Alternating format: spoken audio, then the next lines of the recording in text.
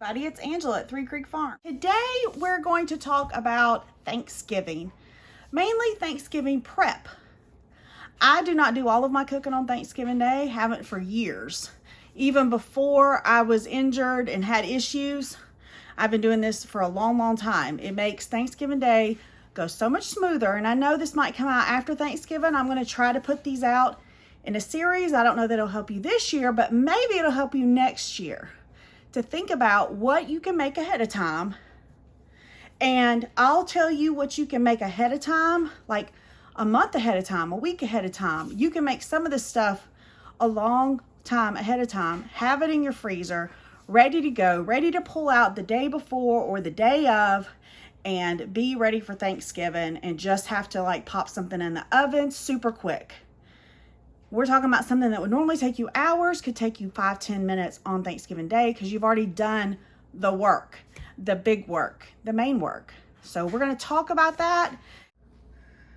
Okay, so what we have here is so first thing first is I'm going to work on some of my dressing prep. I'm going to kind of do several things, so you're just going to have to go with the flow, deal with what Angela does. Okay, so we have turkey breast. Usually I buy a hen. But I did not have, I already had a turkey breast, so I'm just going to use that. You can use a chicken. Of course, we have our own chickens, but the turkey provides like a much richer broth, and the meat is more like intense. I've tried to use chicken. I just didn't like it as much as using turkey in this dressing. Okay. Oil. I'm going to put that on it and rub it in. Everywhere. And of course, I'm gonna go wash my hands. Actually, I'm not. I'm gonna wait. I'll do that. Washing my hands in a minute. Okay, we're gonna rub that good with oil. Then I should have had these open. There we go. Open. All right, now we're gonna liberally salt and pepper. Okay, liberally.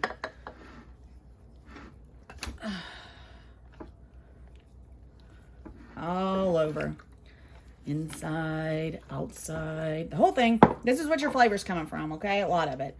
Pepper, pepper, pepper, pepper. All right. Now I'm gonna go wash my hands. Be right back. I'm gonna push this back just a little bit, and I'm gonna get the cutting board over here, and we're gonna chop up a couple things. Okay, so now we're gonna just cut up an onion and keep the peel. Well, I'm going to keep the peel. Set that to the side. We're just going to do this in like 4/8, something like that. Nothing fancy. And pop that in there. Actually,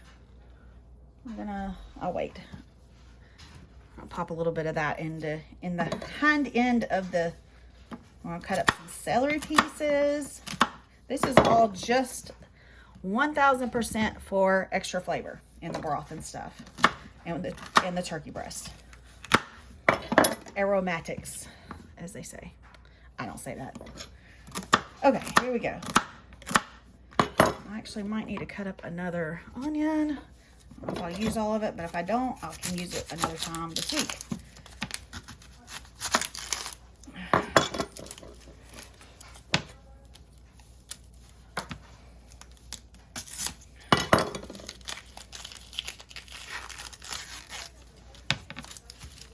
I'm going to put that in my bag that's in the freezer for broth. It helps with flavor, color. All right. So first thing we're going to do is stuff some in here. And I didn't show it, but I crammed the guy full of celery and onions. Put onions and celery around it. Then I put about 6 cups of water down in here. And then I'm just going to turn it on low and let it go. Okay, so we're just going to put the lid on. I'm going to select 10 hours on low. I don't know exactly how long it's going to take, but it's going to take a little while. And then that's just going to go, and it's done. I ain't got to worry about it. Set it to the side. All right, let me show you this. So this is my baggie. It's just full of onion peels and like what I cut off. And you can put this in your broth. You can do this with like the tops of the celery. You can do this with like garlic peels. Don't throw those away. Put them in a baggie and put them in the freezer. Next, we have the sweet potatoes that we grew. I got my oven set at 400 degrees. The only reason I have it set at 400 is because I'm also going to cook, which I'll show you here in a minute, something else in there while I'm doing these sweet potatoes. Double duty. Do as much as you can. Try to do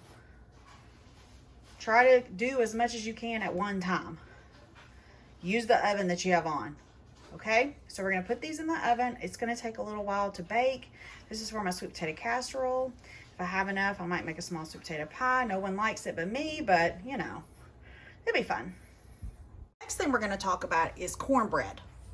So I already have this one pan made, and so what I'm going to do is I'm going to like break it up a little bit. I'm just going to probably cut it in half. I'm going to put it in a baggie. And if I had made this days ahead of time, like October, the beginning of November, or whatever, I would have put this in the freezer. Pulled it out the day of or the day before, it would have been perfectly fine. But since I'm making it the week of, I'm just going to pop it in the fridge. Quick and easy cornbread, delicious.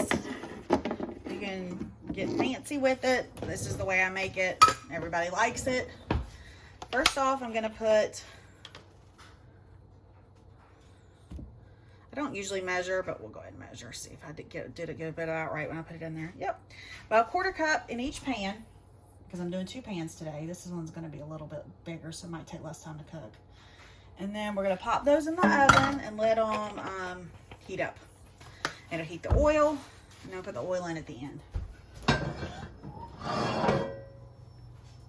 All right, and the reason I have the oven at 400 degrees was because I'm making cornbread, and it needs to be at 400 degrees. All right, so we're gonna put those in there, and then we're gonna make the cornbread, okay? Easy peasy.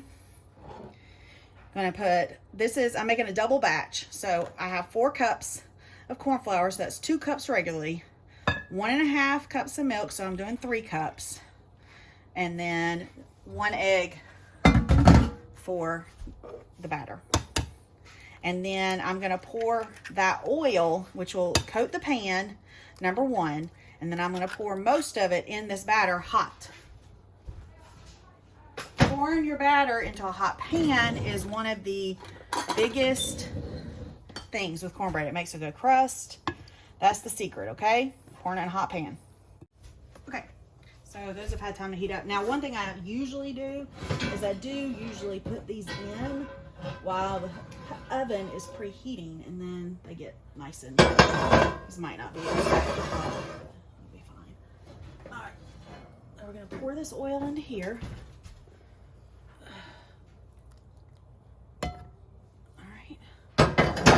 Not quite as hot as I usually like it. So like I said, this is the 1/4 cup of oil per one that they asked for. Oh, this one's heavy. Oh, and then of course it leaves a little oil in there for when you pour the batter in there. All right, so we're gonna stir this back in. We're gonna let them do for now.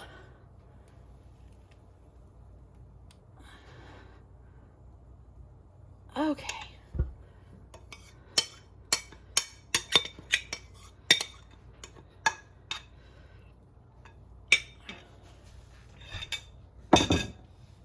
Oh, I also wanted to say that I started off, very important, with a clean dishwasher so that when I'm done, I can put all this in there and just run it.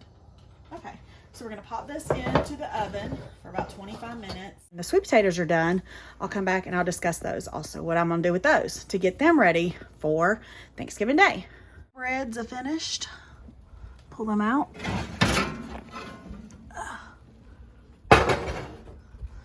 One of them is for dinner tonight.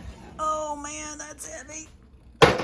Probably that one. It weighs 4,000 pounds. And now we're gonna check on our sweet potatoes. I don't know how long they've been in there. Honestly, I didn't check. That'd be a good thing to do. And nope, they're not ready. Whenever I can poke a knife in there and it goes through easily, that's when they're ready. All right, so the potatoes are done. Turned them off a few minutes ago. So what we're gonna do now, I'm gonna get them out of the oven. Yeah, let me put you in. all I'm gonna do is take them out of their peelings. Basically, just get the flesh, scoop the flesh out, put them in this bowl, and I'll show you what all I put in there. And just so you know, I don't measure. Sorry. I can tell you approximately how much I use. It really depends on how many sweet potatoes I have and things like that. So do not get upset because I don't measure.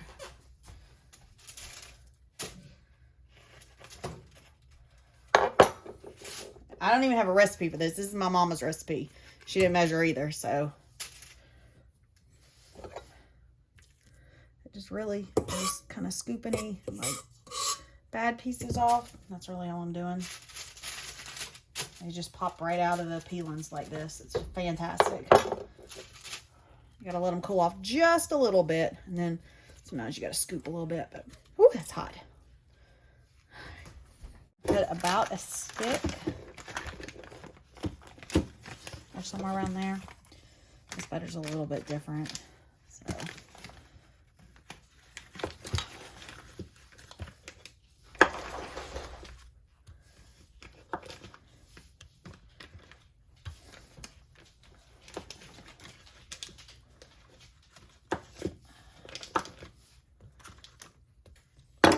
And we're going to put some sugar in here. And depending on how sweet the potatoes are, it's kind of how much sugar you put in here, okay? I know my sugar looks a little different. I use pure cane sugar. It's almost the same price as regular sugar, and it's better for you. It's better made. All right, so we're just going to put this in a little bit in here. This is about a half a cup that I'm using.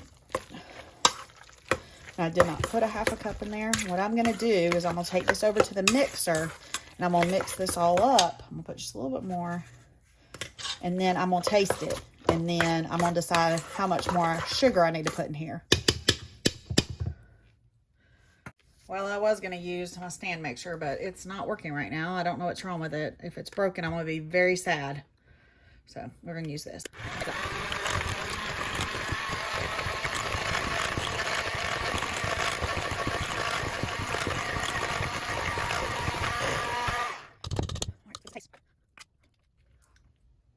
Oh yeah, that's real good. Okay, so that's perfect. That was a little less than a half a cup of sugar. But I think these sweet potatoes are super sweet, so that always helps.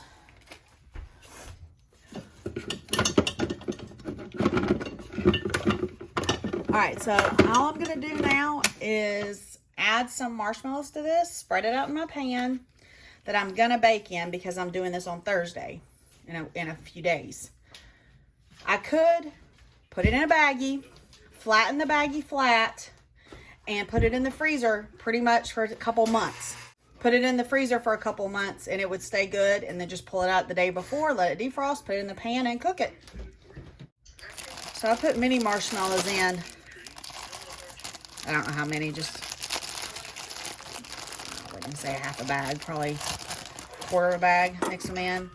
And then when I bake it on 350 for about 30 minutes. And then when it's done cooking, it's already cooked. When it's done baking and getting all melded together, I pull it out, put some big fat marshmallows on top, put it on broil for about 5 minutes, and they puff up, and it's the best sweet potato casserole. James doesn't eat it, so he can't give you a thumbs up on the sweet potato casserole, but sure. I say it's delicious. Well, I think I did about fat.